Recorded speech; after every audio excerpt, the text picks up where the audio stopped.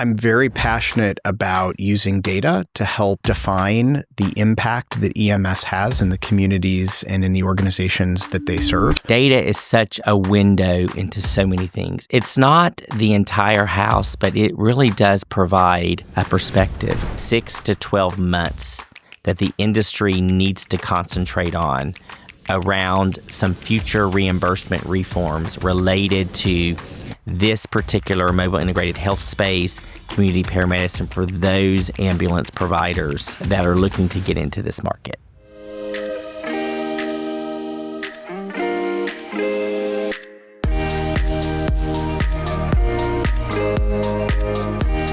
Well, Dr. Beck, I'm glad you joined me on this inaugural podcast episode number 1 of the Leadership Lab, and so excited that you have joined me today. So thank you for joining me, but I'm going to call you Eric if you don't mind. Please, I'm not your doctor. You're not my patient.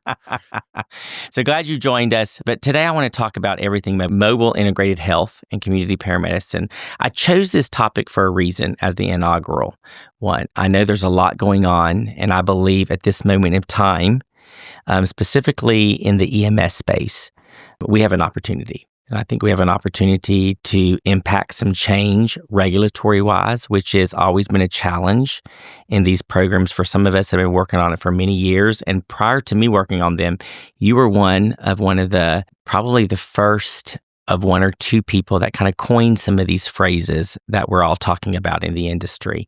And I want to know this because we're going to have listeners that are not just EMS. We have listeners that are going to be involved in the hospital space. Some of them are in this setting. They're using paramedics. They may be in hospitals, physicians. So I really want to talk to a broader audience, even though I do know there's probably going to be a lot of EMS professionals. We're very excited about this process. And I'm going to really be looking at this through the lens of finance. And so that's where my expertise is. But before we start there, for those that don't know who you are, introduce yourself, tell us who you are, what you do, and the reason why this topic is important to you and the company that you're actually leading right now. Eric Beck. I serve as president and CEO at ESO. We're a software and data services company focused exclusively on the EMS and acute care continuum. I began my career in EMS over 30 years ago, have been a field provider, EMS medical director, but have spent the past 20 years in healthcare services and healthcare tech. I'm very passionate about using data to help define the impact that EMS has in the communities and in the organizations that they serve, particularly around the value equation. EMS, from my own experience, from my career, is contributing in many ways to the health outcomes that matter for communities across the United States and across the globe. And there's an opportunity for us to better align that with health policy, with healthcare reimbursement, and to actually align all of the stakeholders in value creation. So for me, that's important personally, but it's also important to the work we're doing at ESO and how our data can help be part of identifying those opportunities. I'm really excited about that you mentioned data. And data is such a window into so many things. It's not the entire house, but it really does provide a perspective. And I know at the company that I'm with, Solutions Group, we've been doing this whole storyboarding opportunity and just really talking through. And in EMS, I bring this up for a very specific reason because they made a comment that many times when you're doing this storyboard, you're either a guide or you're the hero. And in EMS, we're used to being the heroes. And I think the issue that we're facing in this new space that we're moving into because of the value that we really do bring to the healthcare continuum, for some reason, we just can't seem to get out of that box. And somebody indicated a stat at the National Association of Mobile Integrated Healthcare conference that was there that just really resonated with me that said 55% of almost all of these MIH CP programs that EMS is doing literally do not make it. And it's either because of financial or the way that they're running that. And I really honestly believe that the ones that are seeing the success is because they put themselves into that they're guiding. They're a guide and not the hero. And there's a difference. And I believe what you are doing and what your company's doing. And I know that there are other companies out there and other data companies that are mining data. But in the broad healthcare continuum, if I look outside of EMS, how will we get at the table unless we understand our role? And you're the first person, and I've known you for many years, Dr. Beck, and I knew you before you were really doing a lot of stuff with ESO and this whole construct. I really want you to talk back, if you can, rewind in history and give everybody a history lesson of about 3 to 4 minutes to discuss really how MIH came about in EMS, the position that data has it, and our role as a guide. We are not the heroes in this piece of it, but if we would put ourselves into a guide position, let others be a voice, understand what those voices are. And I 100%, and this is my opinion, and this is my podcast, and I can say this, but I do not believe that we are the voice. I believe it's the physicians and the data that are going to lead us into the next and sustainability in these programs. But can you rewind a bit, and then we're going to get into some questions here that I really think will be interesting to our audience. Well, going back to the origin story of emergency medical services in the United States, we were responding to an epidemic of motor vehicle collisions. We were trying to redefine trauma care and outcomes improvement. Similarly, we were trying to respond to cardiac arrest. And we built a system that's good at doing that. When you nest EMS clinicians in the broader healthcare landscape, they really are fairly new entrants compared to some of the more established and traditional health professions. Think medicine, think nursing, think dentistry, et cetera. And so when you think about where we're at in kind of our life cycle, our maturity curve, we've come a long way, but we're also still very early in our career. And I think that helps to contextualize our current posture and our current understanding across the healthcare ecosystem. Today, people know that they can reliably get help or seek transport and get care as part of that experience. But increasingly, that system is serving a population that is underserved relative to their needs. And that was really, I think, the real pivot point that started to happen in EMS. Early 2000s, we saw EMS Agenda for the Future and other seminal documents describing EMS at the intersection of healthcare, public safety, and public health, and an opportunity to really be part of redefining the system of care that cares for populations, that cares for communities. At its core, I think mobile integrated healthcare is about integrating EMS into that broader landscape of resources in a community. It's about understanding community needs and then activating sustainable programs that can be part of the solution.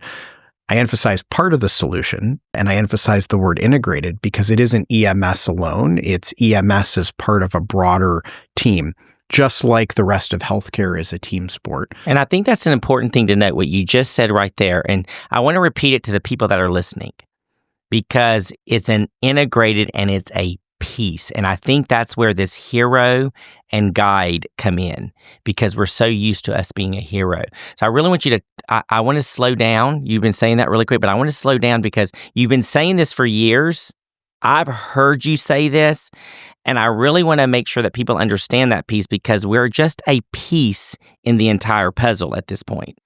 Well, I think it isn't theory or opinion. I think it's the lived experience now of a couple decades of experience here in the U.S. and programs around the world, which is EMS is an incredibly valuable component of helping patients and communities connect with resources, provide invaluable care, whether that be for chronic needs, whether that be for acute needs, whether it be helping to close the loop or create a safety net in resources that might be otherwise oversubscribed in their community.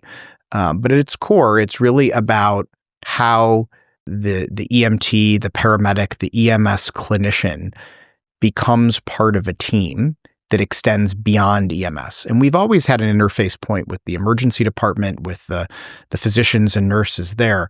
But when we think about the broader ecosystem, in most communities, there are community-based providers and resources.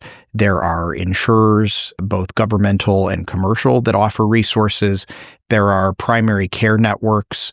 There are accountable care organizations, health systems with outpatient and ambulatory resources, in addition to the public health infrastructure and many government-provided resources in each community. How do we help the communities that we serve connect with those resources in intentional ways?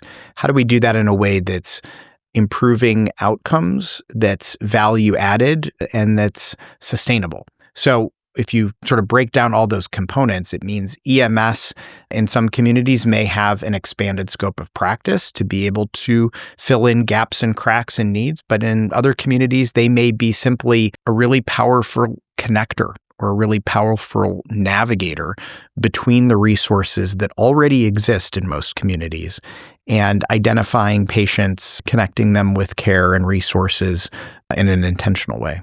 And how do we plug them in? So I think that's what you're saying is in some communities, one thing works and you have to understand the dynamic and integrating with whatever resources that are already there. And I think that that is one area that our industry has struggled with, our EMS industry in general has struggled with. And so others are coming into it. We're going to get to the reimbursement side because that is one piece that people kind of understand the concepts. They get what they can do. The problem is how does the patient view that? How does the consumer view that? And oftentimes, I always know in what position you are, if you're in the hero or the guide, by depending upon who you're talking to. If you stay in the patient mode and I'm talking to a payer, and you're not talking from the payer's perspective, which they would never refer to them as patients, they would refer to them as members or some other vernacular that they're using from that payer perspective, tells me if I'm staying in the hero mode or the guide mode. Because ultimately, whoever you're talking to, they want to be that hero. And we have to make them that. And so data allows that piece. So I want to ask the first question, because this is really outside of cost saving, because I hear this. We're a downward pressure on cost. And I'm going to mention one of my very outspoken friends that sometimes I think he probably needs to put a tamper on what he says or whatever. But Jonathan Fite does some really good stuff about cost. And we probably shouldn't be racing to the bottom. We should really be looking at the value of what we provide. And I think there's a marriage to that. So I really don't want to really talk about the cost side of it. I really want to understand from what you've been doing, the data that you've been doing, some of these peer-reviewed studies, and you've got some fabulous clinicians that are working for you and doing some peer-reviewed study. I want to really talk through what are you doing right now to talk about that overall healthcare efficiency, patient outcomes, operational effectiveness, not only what ESO is doing and what you're bringing, and some of this value that some people may not realize exactly what you're doing. Yeah. So when we think about EMS and the value that EMS can create and contribute to the broader ecosystem, it really is about understanding impact. Outcomes are what really matter at the end of the day. We think about that along a clinical, an operational, and a financial dimension. Sometimes those aren't mutually exclusive. Sometimes there are programs and interventions that actually are solving for all three of those categories of outcome. So when we think about outcome improvement, we understand that we need to have data that is linked across the patient continuum, across the journey, to understand what the outcome was, whether that be clinical, operational, or financial. So depending on the nature of a program, depending upon the community in which that patient and program exist, we may be focused on one or more of those. For over 20 years, ESO has been focused on the power of data and unlocking that power of data for EMS. It's been our North Star. It guides everything we do. And so we're very fortunate to have the likes of Dr. Brent Myers, Dr. Remley Crow, Dr. Tony Ferrandez, who are doing an amazing job helping to guide others in the industry in unlocking the power of that data. ESO has amassed the largest integrated data set in the industry, with outcomes being the endpoint. That allows us to ask really important questions around clinical care for acute, time-sensitive conditions, but also to explore the data and identify opportunities to improve how we care for those that are not having time-sensitive emergencies. So whether we're looking at improving the clinical outcomes or identifying low acuity patients who may be better served by EMS navigating them safely to alternative workflows, helping them identify resources that exist in their community or in their network, and closing those loops. That's real value. And the real value that can be measured and demonstrated at scale across the industry is what really informs the policy discussion evolution that you referenced. That's what really is unlocking conversations about sustainable reimbursement. So let's talk about that a bit more. And I'm going to approach that subject because I'm warming up to this, and this is episode number 1, so I'm really excited about this. And most people that know me in the industry, I'm okay in the uncomfortable. And so I want to have uncomfortable conversations because that is where we make change in an industry. And I firmly believe that sometimes we have the wrong mouthpieces that are doing the advocacy work regulatory-wise or even legislative-wise. And so that's my background. I've been doing it for 15 years. And I do know if I continue with the same talking points, the same strategy, that's the very definition of insanity. And so I believe I may have reached out to you probably 8, 9, maybe a year ago relative to a conversation that I was having with some regulators from CMS at the time. And we were talking about data. They were talking about to me who was at the table, and nobody from EMS from the data component was at the table. And I understand that we do anecdotal data. And sometimes it's respective of certain EMS companies that have their data, but it's not conclusive enough. And this is immediately where I picked up the phone and asked you, are you at the table having conversations here? And I really believe that it is going to be the data individuals that lead this conversation coupled with the physicians. And I believe if we will take ourselves from the hero, check our egos, and understand who's the mouthpiece, there is a lot of stuff that we can do in our industry who is the gatekeepers to the healthcare continuum. It's why I've been in this industry for 27 years. And most people ask, why have you done this? What part of it's EMS? Because we're caregivers. We truly care. I was with a client up in the Chicago area a few weeks ago, speaking to their leaders, and one of their leaders cut their vacation short to make sure they were in time for a leadership thing, had been in the industry, was an RN, and I'm thinking, this is why they do it. They don't do it for the paycheck. They do it because they truly care about the patients they serve. And so why is it hard for regulators, legislative, payers, and others to really understand this value holistically and broad-based, Eric? And I really believe it has something to come down to do with we've got to get at the table. So tell me what your strategies, if you can talk through that, what Data's doing, what you're doing, and then we're going to move into some of the topics that I know people are interested in. Sure. I'm looking for sustainability and reimbursement. Tell me what you're doing. Yeah, so fundamentally, it's about outcomes. If you don't have outcomes, you really have a story that's incomplete. Outcomes are what allow us to actually understand what happened to the patient, clinically, operationally, financially. And that's where the real value becomes understood. While we've made great progress there, I think as an industry, we still have a tremendous opportunity to better understand the stakeholders that we're trying to engage in that conversation. And for them, data is the language that they understand, particularly when that data is framed in the language and in the ways in which those other stakeholders think about their populations of interest. And so linking data from the call for help all the way through the hospital outcome, understanding the components of the EMS care, is what allows us to ask and answer those really important questions. We've been very deliberate in making that a vendor agnostic strategy. So we enjoy a number of different data sources in our asset. We make that asset de-identified and anonymized and available to the industry to ask those important questions when there's an intent to publish. And so much of this has been able to be documented, put through a peer review process, published in a credible scientific journal, which then becomes a wonderful conversation starter around having better alignment across the healthcare ecosystem. But, as you alluded to, it's a real important detail.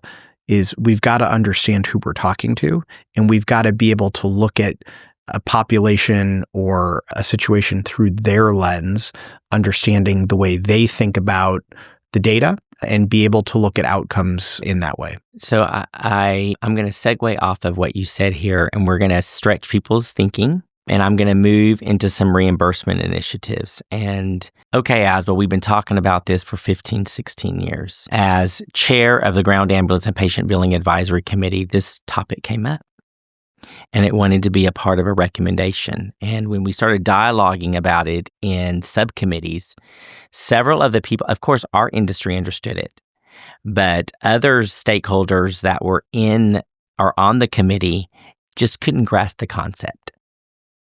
And that told me right there, we have a problem. And some people got upset because I didn't allow that, but we knew we would never get to any type of consensus. The committee had a certain time frame. We had 6 months to get to something. This really wasn't the purview.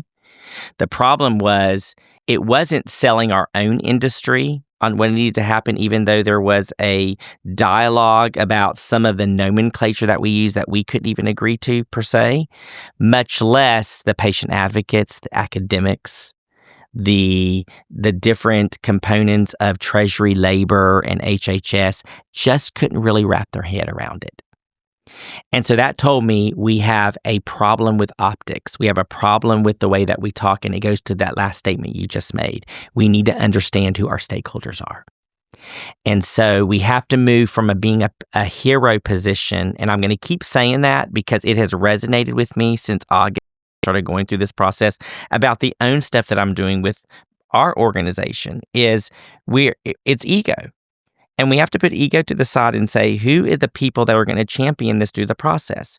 And can we set aside our competitiveness in certain areas and things that we can agree on, which I like that you're saying this is agnostic. We're fine with being agnostic on the data side and work together to figure out these outcomes. Then I'm going to put on the reimbursement piece of it. There are some things that have to be done legislatively, have to be done either at the state level or at the federal level. And so who are those talking points? I had an epiphany back in Tampa a few weeks ago that it is the physicians that lead this. And they may not know the acumen on the reimbursement side of it, but one thing is I do. And I don't mind sitting here and having a conversation with you and educating and say, you are going to be the mouthpiece, Eric. Or some of our other friends, there's another gentleman that's there's people that I'm looking to say that they can marry policy. They can marry the data.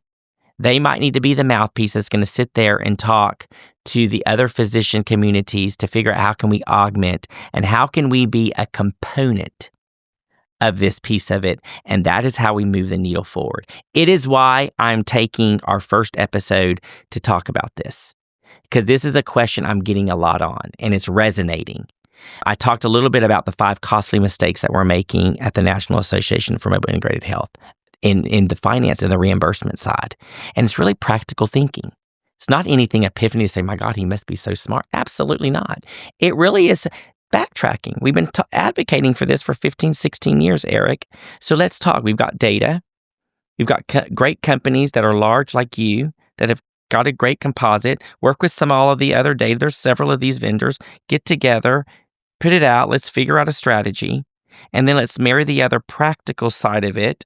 Not this Pollyanna stuff, but what's real that we can make happen in the next 12 to 18 months where we can sit down, speak with a unified voice that understands quality, that understands value, and that marries it with reimbursement.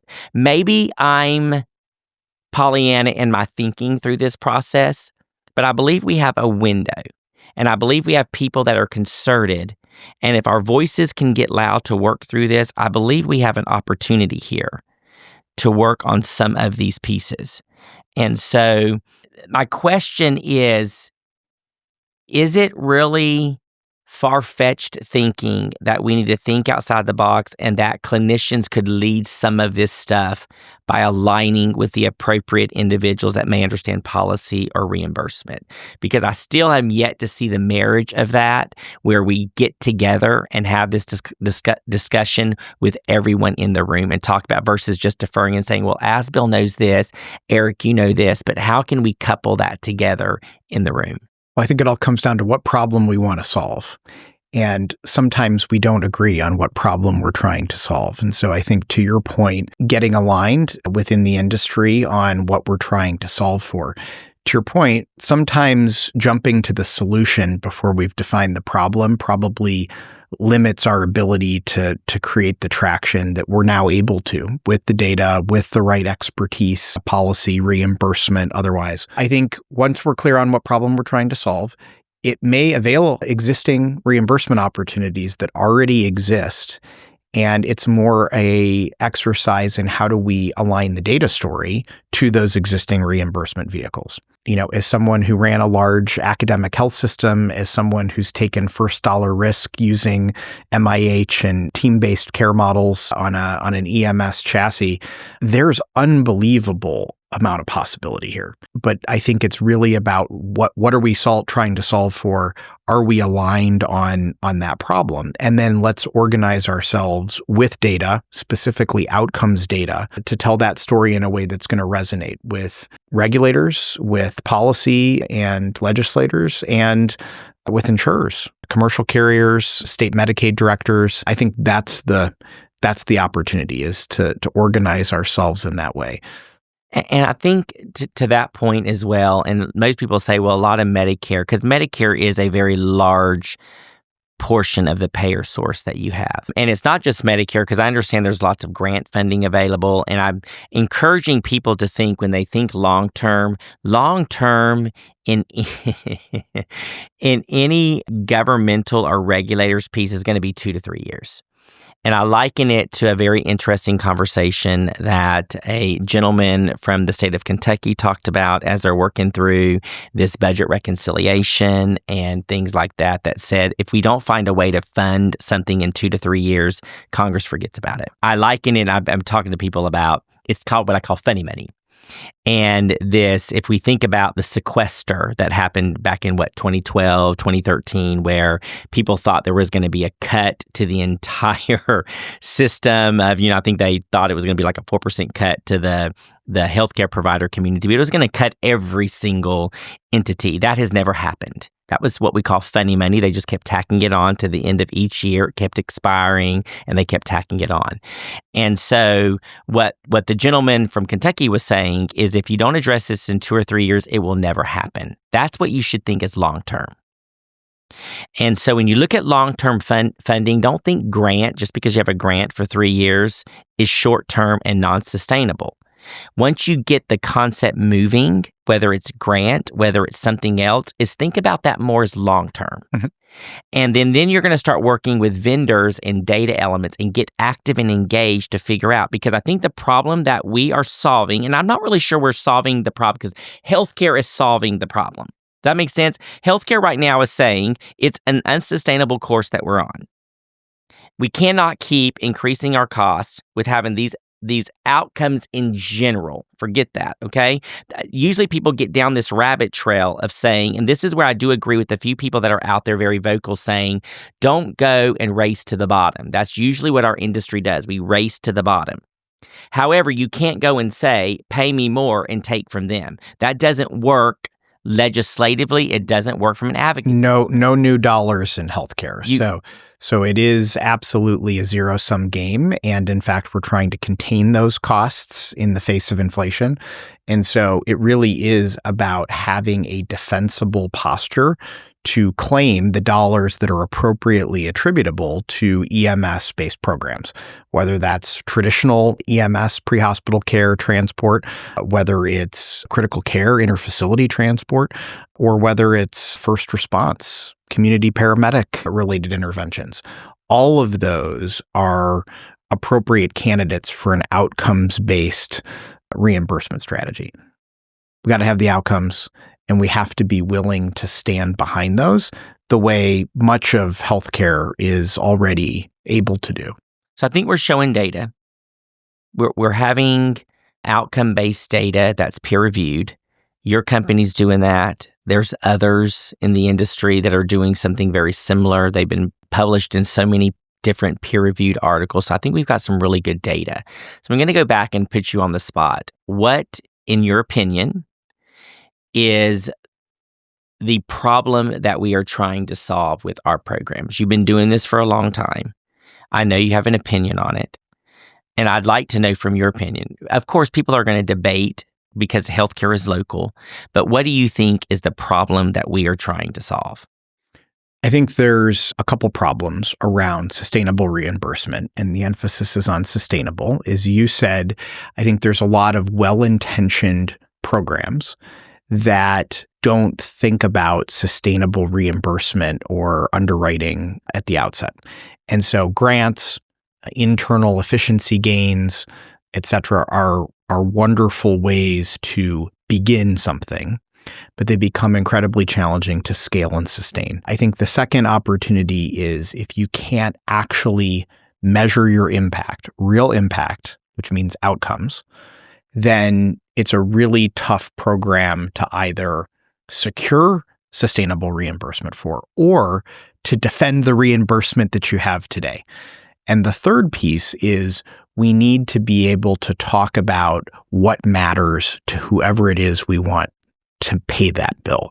And so if we want a health system to pay that bill, if we want a commercial carrier to pay that bill, if we want Medicaid to enable payment for that bill, those are very different audiences that require all outcomes-based approaches, but they want to hear it in a way that matters for them and how it generates value for their members, for their patient population, for the communities that they're serving. And I think that's where EMS is still finding its stride. And so I'm going to end with this question. And this has been pretty engaging, and there'll be more of this as we continue to move through the process because we're going to get our mind thinking. We've got to stop continuously talking about the same things and move into action. And several people are doing some things that are action-based. Whether they're sustainable long-term, that remains to be seen. But there is action happening. But I'm concerned about some action. Is it the appropriate action? Is it for sustainability? What are we looking for? So I'm going to ask you this question, and then I'll end with what I think is moving forward. What do you think in the next 6 to 12 months that the industry needs to concentrate on around some future reimbursement reforms related to this particular mobile integrated health space, community paramedicine for those ambulance providers that are looking to get into this market? I think they need to have an outcome story. Ideally, we share that same framework across the industry so that similar programs are measuring similar outcomes in similar ways. Say that a little louder.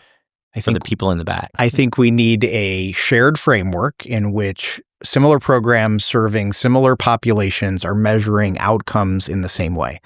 I think that's a foundational piece. And I think that we need to tie that to existing funding and existing reimbursement streams that already exist rather than trying to begin the conversation with asking for net new. So I'm going to say that again because I'm going to dovetail on you on that because I actually agree and we have alignment on that. And hence the reason why I'm using my first episode on the Leadership Lab to discuss this piece is there's nothing new under the sun. In this healthcare continuum, when you look at the broad-based piece of it, to advocate for something new is hard. That means you may have to look at reimbursement under a different lens, and it may not be EMS. And it may be coupled with understanding how physicians do things. Is there an alignment there that you do? And many that are moving way ahead of this, and many people are thinking, how are they getting reimbursed? It's because they're doing it a different way.